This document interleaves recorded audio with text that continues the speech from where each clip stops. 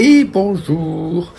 Alors l'été, là où j'ai mon élevage de lapins, comme c'est dans un cabanon avec un toit en tôle, il fait très chaud. Donc là, j'ai besoin de ventiler cette partie.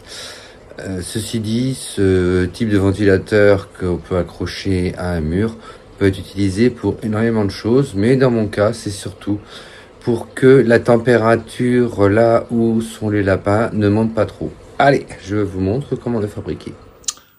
Bon, alors j'ai bêtement supprimé la partie démontage. Bon, du coup là j'ai quelques pièces, je vais vous expliquer rapidement. C'est très simple en fait. La grande majorité, pour enlever la partie grille, ce sont des petits verrous. Il est pas rare qu'il y ait aussi une petite vis à la base qu'il suffit de dévisser.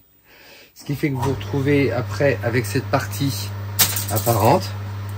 Pour démonter ça dans le sens contraire des aiguilles d'une montre,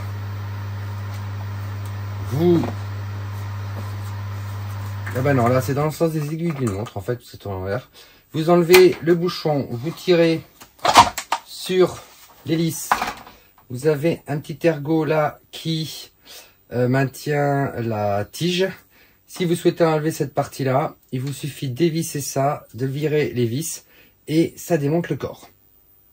Ensuite, pour la partie arrière, en règle générale, vous avez 6 vis. Vous enlevez les 6 vis, vous défaites cette partie-là.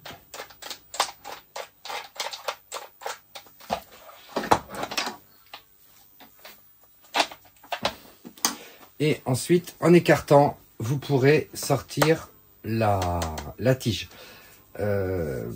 Et ensuite, vous pouvez accéder à la partie interrupteur.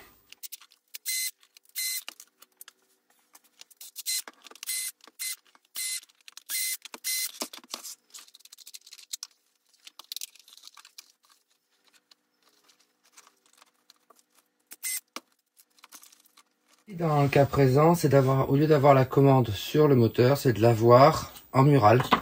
Donc pour commencer, j'ai découpé le haut, à savoir, bon là il y a un voyant, si je voulais garder le voyant je découperais plus haut, là j'ai pas de voyant sur celui-là. Donc j'ai découpé la partie haute pour réduire la hauteur, j'ai fait un trou dans la plaque et ça me servira à l'accrocher. Pour faire les trous dans la plaque, j'ai simplement mesuré avec un mètre pour savoir où j'allais et j'ai fait mes perçages. Sinon, autre solution, vous utilisez la partie basse, vous la posez et vous marquez là où il y a les passages de vis. Alors ensuite, pour libérer le moteur de cette partie-là, il suffit simplement de couper ce qui est là, le câble va sortir et pour la prise de courant, ce que j'ai simplement fait, c'est dessouder. Comme ça, le câble sort et je pourrai le passer ensuite par la base. Donc, j'ai donc mon moteur qui n'est plus relié à... Enfin, qui n'est plus bloqué à ce niveau-là. Et je vais pouvoir attaquer la connexion du coup sur des fiches un peu particulières parce que je ne veux pas utiliser la prise de courant, mais un contrôleur de température qui déclenchera, si besoin, en fonction de la température, la ventilation. Donc ensuite, je libère les câbles.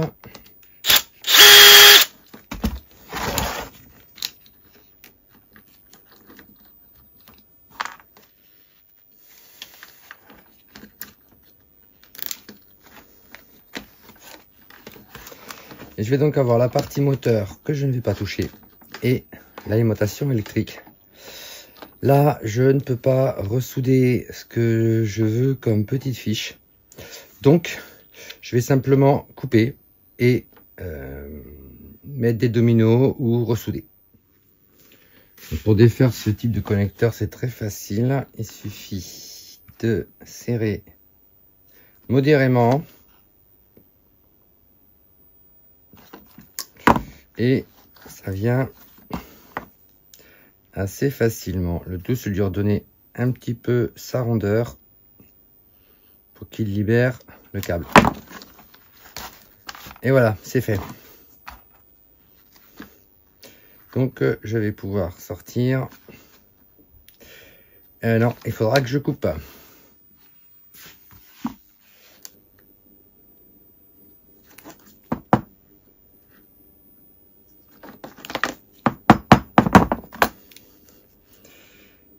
Allez, c'est parti pour redonner un peu de longueur à ces deux-là.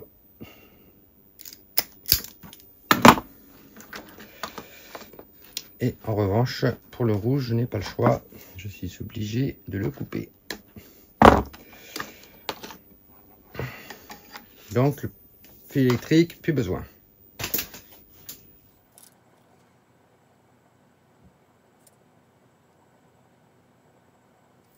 Pour pouvoir me connecter au contrôleur de température, j'ai besoin d'avoir des fiches qui vont être ensuite raccordées sur ce style de connecteur.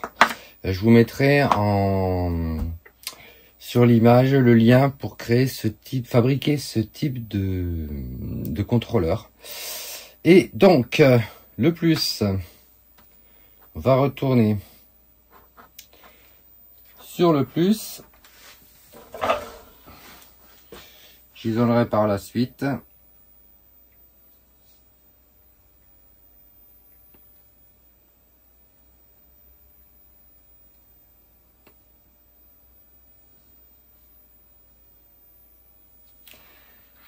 Et le retour de courant, c'est sur... Ah, c'est un tout petit peu trop court. Alors.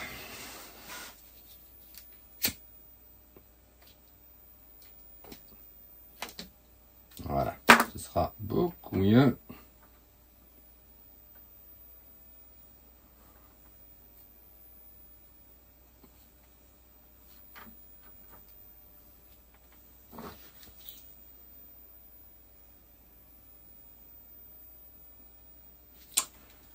Et le raccordement est fait.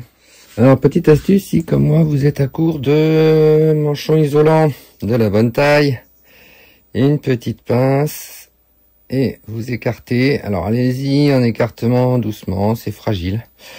En fonction de ce que vous avez acheté comme manchon, il y en a qui ont des résistances plus importantes que d'autres. Mais si vous sollicitez trop, ça va péter.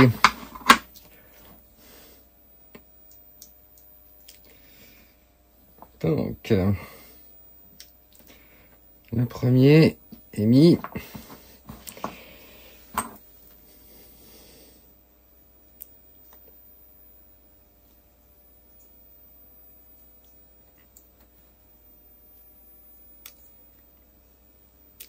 Alors, je les ai pas connectés à suivre tout simplement parce qu'ils sont dans la poignée. Donc, cueillez les deux fils comme ça, c'est pas dérangeant.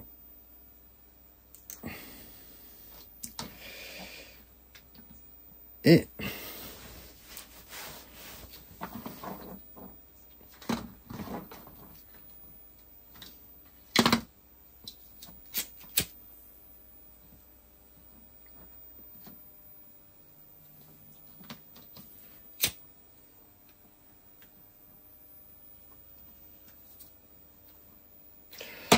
c'est isolé. Alors, pour que ça ne se balade pas et que ça ne risque pas de se casser, un petit collier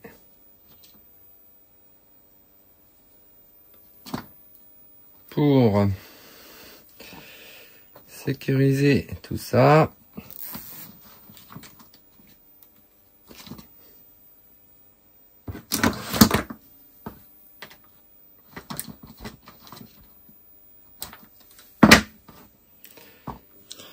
Bon, j'ai réussi à en trouver un qui était plus gros. Celui-là en plus est complètement raide, donc je pense qu'il est un petit peu HS. J'ai la petite vis qui va bien, qui est là.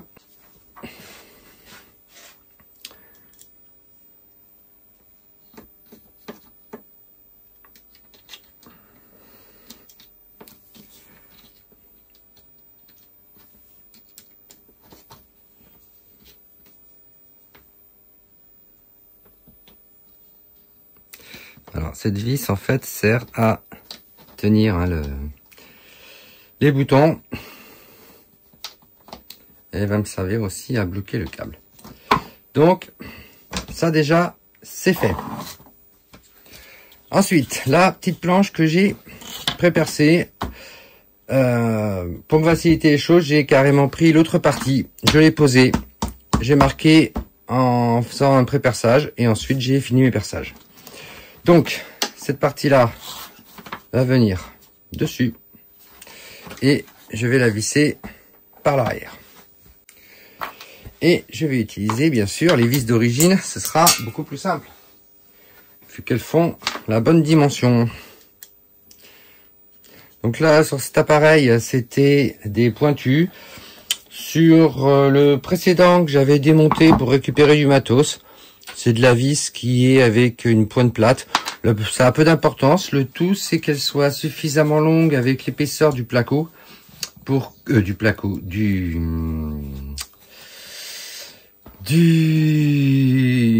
bois, du support en bois, pour que elles atteignent le vissage. Donc, il n'y a plus qu'à les mettre en face.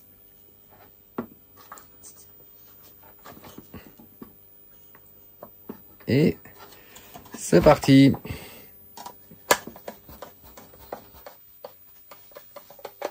Contreplaqué, voilà, je cherchais le mot.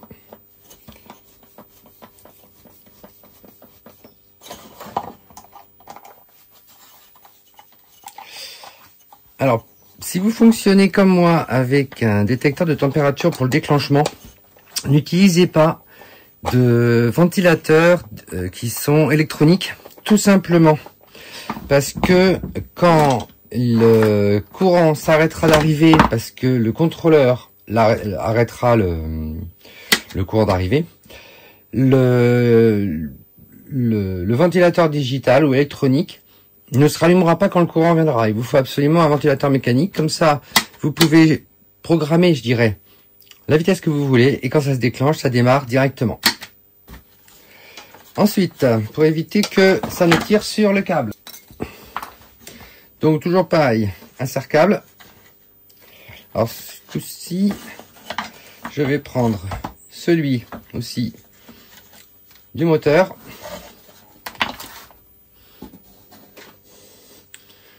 Pareil, pour éviter que ça ne tire dessus quand je vais bouger, parce que ça je me connais, à l'installation je risque de tirer un petit peu dessus.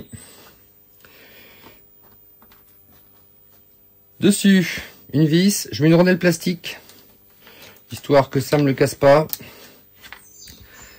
et je rajoute 2 rondelles en dessous pour que ça ne plaque pas trop le câble contre la planche, pour que ça, je dirais, ça sollicite pas trop en fait la bague en plastique.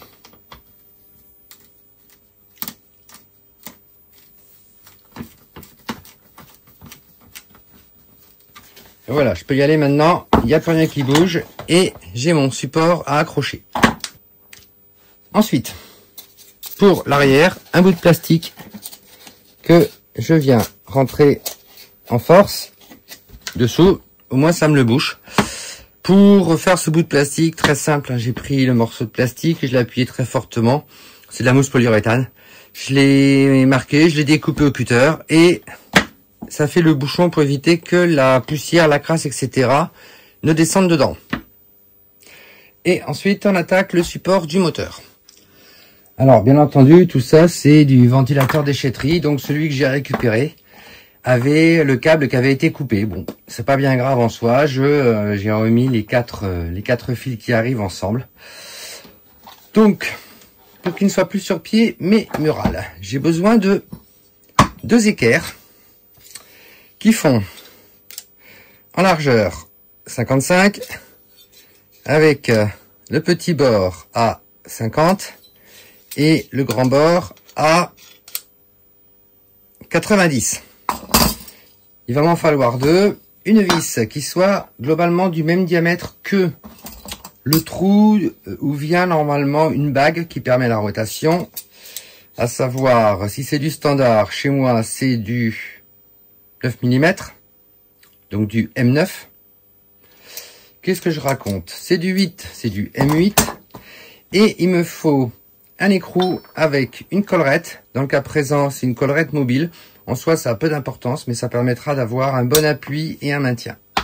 Donc, l'idée étant d'avoir la partie support qui soit suffisamment loin par rapport au moteur. Dans le cas présent, moi je l'utiliserai pas en rotation, d'autant plus que si il est en rotation, s'il va trop loin, vous risquez d'avoir les pales qui tapent. J'ai tout simplement pareil un ventilateur dont le système est cassé, mais en revanche je peux le faire pivoter par cran à la main, ce qui me permettra de l'orienter comme je veux et il restera fixe. Donc pour monter les équerres, c'est très simple. La vis, la deuxième vis, l'équerre, l'écrou. L'avantage, c'est que il sera possible, avec ce système, de régler l'orientation que vous voulez. Perso, moi, c'est une orientation parfaitement horizontale. Donc, avant de serrer, parce que sinon, les coins vont gêner, mais ça permet en même temps que ça accroche bien. Lui, il a un peu de mal à tourner. Voilà. Je serre.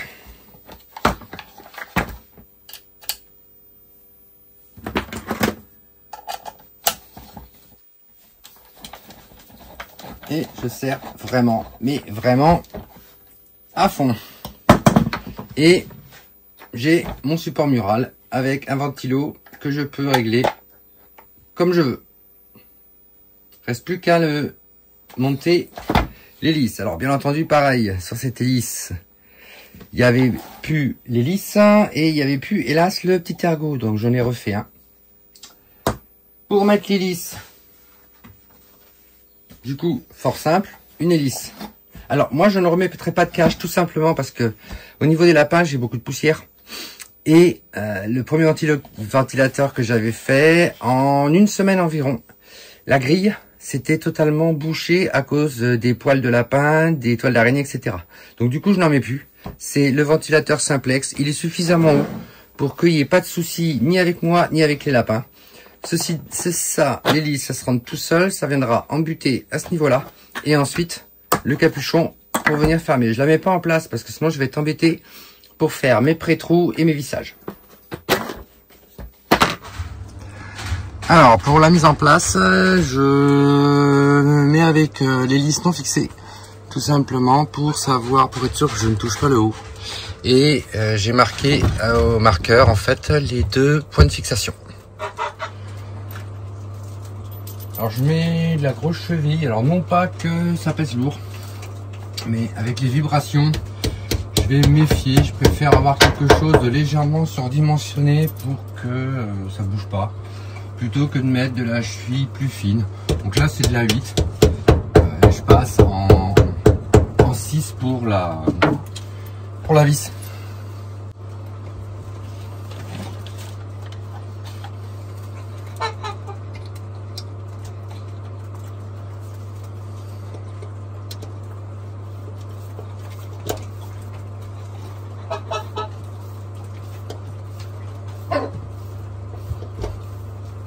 Bon, on va mettre de la plus courte.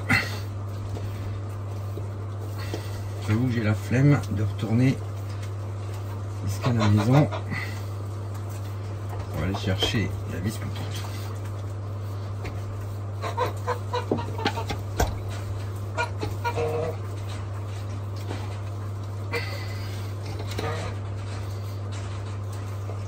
Et accessoirement pour aller chercher la visseuse que je n'ai pas pris non plus.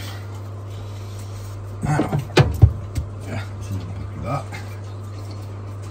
Allez, la deuxième.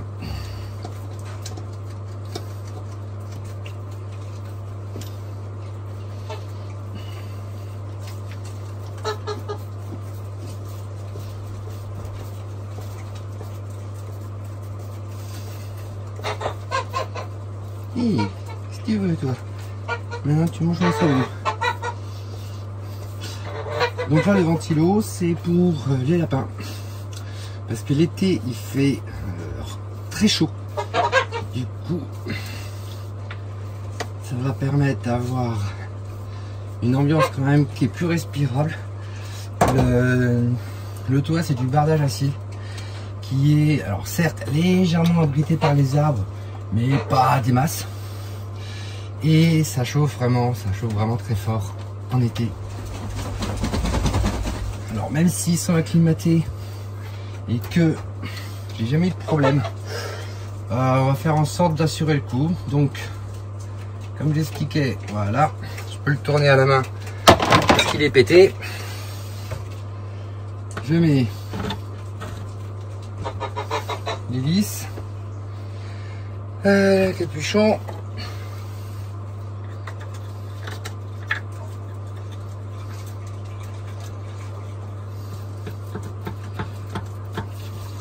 bien sûr ça tourne pendant que je visse. Ça c'est fixé. Ensuite ma commande, bon, je vais plutôt la mettre de façon accessible, donc plutôt par là, pas trop près de l'hélice, histoire de ne pas me mettre un coup si je veux changer, si ça tourne. Donc oh, salut toi. Alors les enfants, alors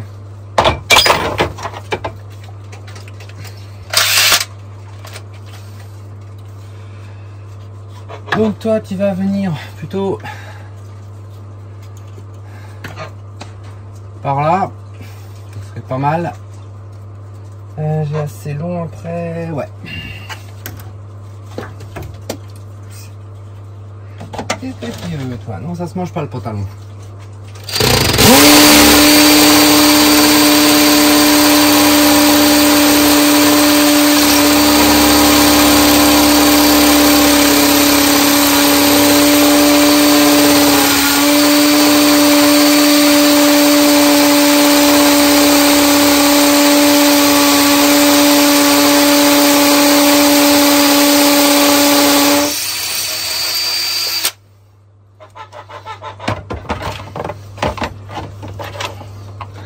Alors là, il n'y a pas de poids du tout.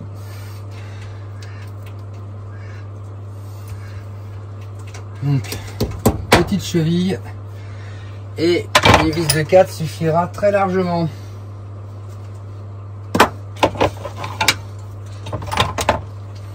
En revanche,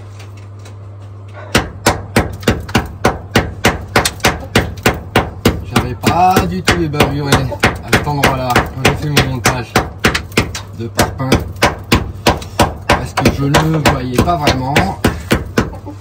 Bon, j'ai peut-être un petit peu oublié aussi. En soi, ça n'a pas vraiment d'importance, c'est pas une pièce à vivre. C'est que l'espace de vie pour les lapins. Ah oui.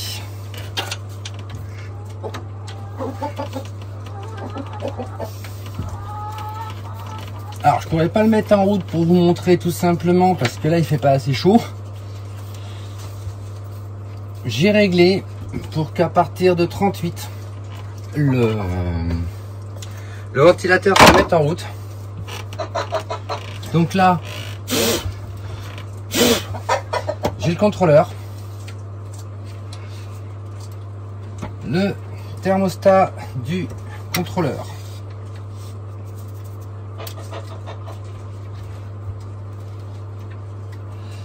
Je vais venir le positionner en l'accrochant là où j'ai mes câbles. Voilà, comme ça il ne bougera pas. Un peu plus haut ça aurait été mieux. Commence à être un peu élevé. À partir du moment où j'ai 38 là, en bas j'ai quand même beaucoup moins en température, donc il n'y a pas de souci. Est-ce qu'il passe là? Non. Je suis à peu près.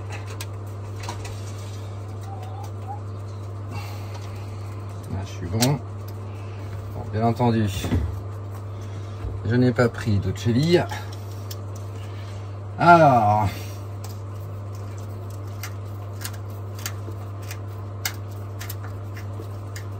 bon, ça bougera pas.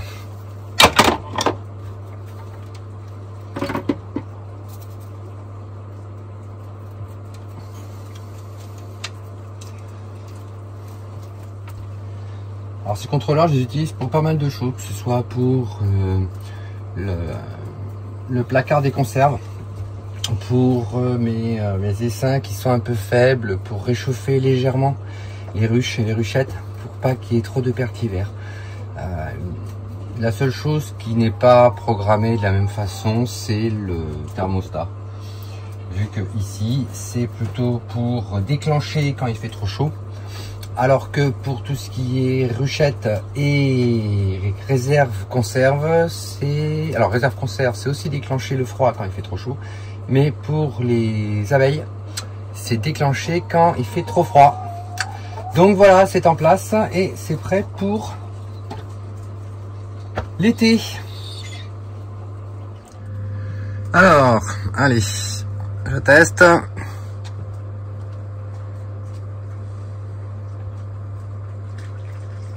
Est-ce que je vais avoir la main assez chaude? Yes. Bon, alors il est réglé en fait à 32,5 en haut. Il va se mettre en route tout seul et il s'arrête tout seul dès que la température diminue. Donc pour ça, il vous faut vraiment un truc de ventilateur qui soit mécanique. Si il est digital comme j'expliquais, ça ne fonctionnera pas parce que un ventilateur digital, quand vous l'allumez, il est à 0. Et il ne déclenchera pas du coup quand le courant sera délivré par le contrôleur.